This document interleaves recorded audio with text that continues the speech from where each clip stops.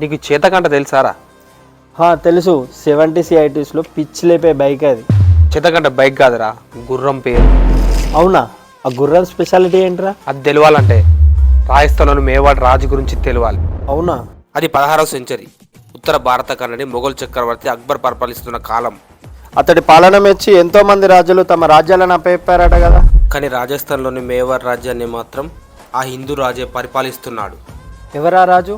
అతడే రాజ్పుత్ మహారాణా ప్రతాప్ సింగ్. అతడికి ఇష్టమైన గుర్రమే చేతక్. ఈ రాజు 7 ఫీట్ల హైట్ ఉండేవాడు. ఒక చేతిలో 100 కిలోల ఖడ్గం, మరొక చేతిలో 200 కిలోల డాలుతో ఈ చేతక్ మీద యుద్ధంలో దిగితే రక్తం ఏరులై పారేది.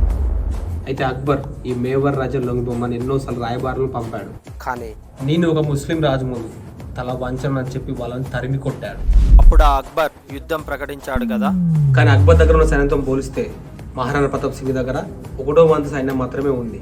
కానీ మహారాణా ప్రతాప్ తెలివైన వాడు కాబట్టి హల్దీఘాట్ దగ్గర యుద్ధం ప్రకటించాడు.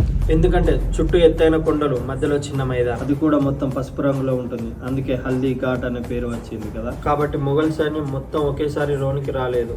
అందుకే యుద్ధం ఇక్కడ ప్రకటించి ఉంటాడు కదా. మేవార్ సైనికులు ఒక్కొక్కరు 10ల సంఖ్యలో మొఘల్ సైనికులను చంపుతున్నారు.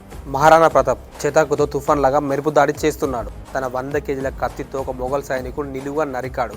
అప్పుడు ఆ సైనికుడితో పాటు ఆ గుర్రం కూడా 2 ముక్కలైంది. దాన్ని చూసిన మొఘల్ సైనికులందరూ భయపడి పారిపోతున్నారు. కానీ మొఘల్ సేనాధిపతి మాన్సింగ్ ఏనుగులతో బరిలో దిగి యుద్ధం చేస్తున్నాడు. మెల్లగా రాణా ప్రతాప్ సైన్యం తగ్గుతూ వచ్చింది. దానిని గమనించిన చేతక్ మెరుపు వేగంతో ఏనుగుల సైన్యం దిక్కు దూసుకెళ్ళిందట కదా. కానీ చేతక్ తుఫాన్ లాగా వచ్చి ఒక్కసారి ఎగిరి మాన్సింగ్ ఏనుగు ముఖం మీద ఒక తన్ను తన్నింది. దెబ్బకు మాన్సింగ్ కింద పడుతుంటే తన ఖడ్గంతో మహారాణా ప్రతాప్ మాన్సింగ్ తల నరికాడు. అది కొన్ని 100 మీటర్ల దూరంలో పడింది.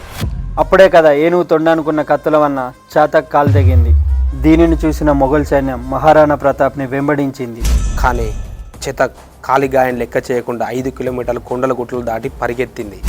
15 అడుగుల వెడల్పు గల వాగులోయ నుంచి దూకి మహారాణా ప్రతాప్ను రక్షించింది. తను నమ్ముకున్న రాజు కోసం చేతక్ వీరోచితంగా పోరాడి వీరమరణం పొందింది. కానీ యుద్ధం ముగిసేసరికి రాజ్యం లొంగలేదు, రాజు చిక్కలేడు. అందుకే హల్దీఘాట్ యుద్ధంలో ఎవరు ఓడలేదు, ఎవరు గెలవలేదు. ఆ తర్వాత మేవాడ్ రాజు ఆ రాజ్యాన్ని 20 సంవత్సరాలు పాలించాడు. కానీ ఒకరోజు వేటకు వెళ్ళినప్పుడు బాణం వేస్తుండగా విల్లు విరిగి ఛాతికి తగి అక్కడనే చనిపోయాడు. కంఠంలో ఊపిరినంత వరకు తన మాతృభూమి ముస్లిం రాజు చేతిలో పడకుండా కాపాడుకున్న భరతమాత ముద్దు బిడ్డ రాజ్పుత్ మహారాణా ప్రతాప్ సింగ్.